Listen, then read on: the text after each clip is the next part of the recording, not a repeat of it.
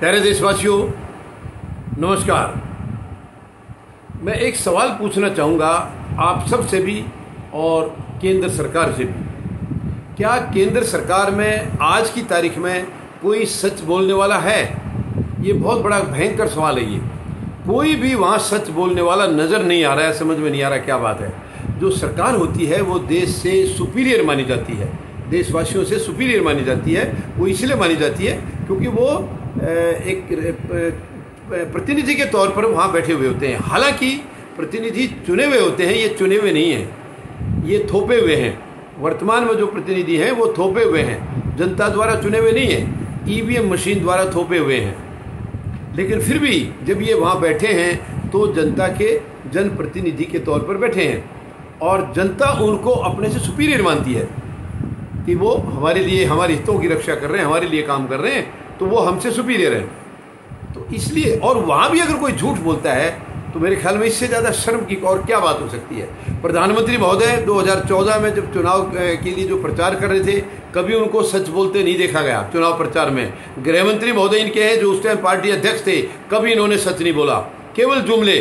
बाद में एक्सेप्ट भी किए हैं कि ये जुमले थे, कभी इन्होंने सच नहीं बोला। अब आप देखिए, कुछ महीने पहले भी बिजली संकट ऐसे ही हुआ था और उसमें कोयले की दिक्कत हुई थी। कभी केंद्र सरकार ने ये नहीं कहा कि कोयले की कमी है, हमेशा झूठ बोला है। राज्य चिल्ला रहे हैं कि केंद्र अभी हमारे जो है ना प्लांट के ऊपर आधे दिन का कोयला है या मुश्किल से 1 दिन का है या 2 घंटे का है, लेकिन केंद्र सरकार का बयान लगातार बिजली मंत्री का और इनके सबके यही आ रहा है कि नहीं नहीं नहीं, ये झूठ बोल रहे हैं, कोई कमी नहीं है। अब वर्तमान में फिर वही सिचुएशन है, वही हालात फिर हैं। राज्य बोल रहे हैं बहुत कम है, बिजली का संकट पैदा होने वाला है, कोयला है नहीं, थोड़ा सा बचा है, कहीं आधे दिन का, या वही सेम पिछले वाली स्टेटमेंट। और केंद्र सरकार अभी भी मानने के लिए तैयार नहीं है कि देश में किसी किस्म का कोयले का कोई संकट है। ये कितनी शर्म की बात है। अगर राज्य झूठ बोल रहे हैं तो राज्यों को इसका इलाज करो।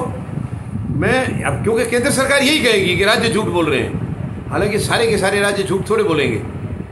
क्यों बोलेंगे झूठ? वो जब उन्हें बिजली का संकट नजर आ रहा है, कोयले की दिक्कत नजर आ रही है, तभी तो कहेंगे।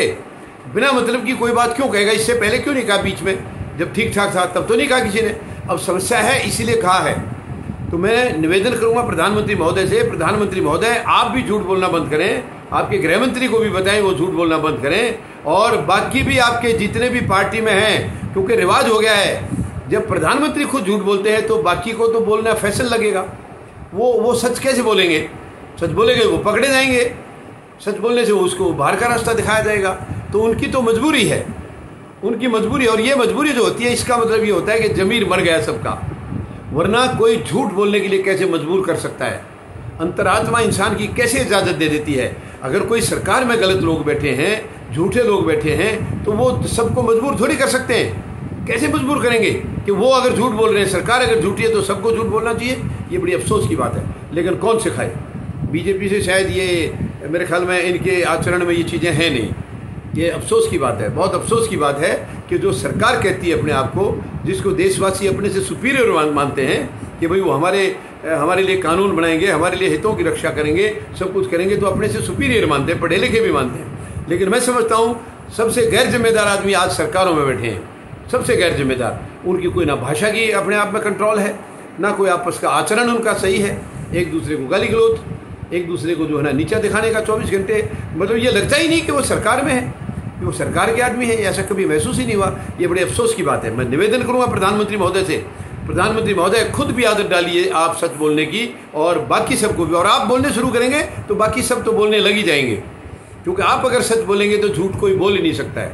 अब जैसे आज आप झूठ बोल रहे हैं, आप सच नहीं बोल रहे हैं, तो उनकी मजबूरी है, वो कोई सच बोलता ही नहीं है। तो उम्मीद है शायद इसमें कुछ सुधार देखने को मिलेगा। धन्यवाद। जय जवान, जय किसान, जय हिंद।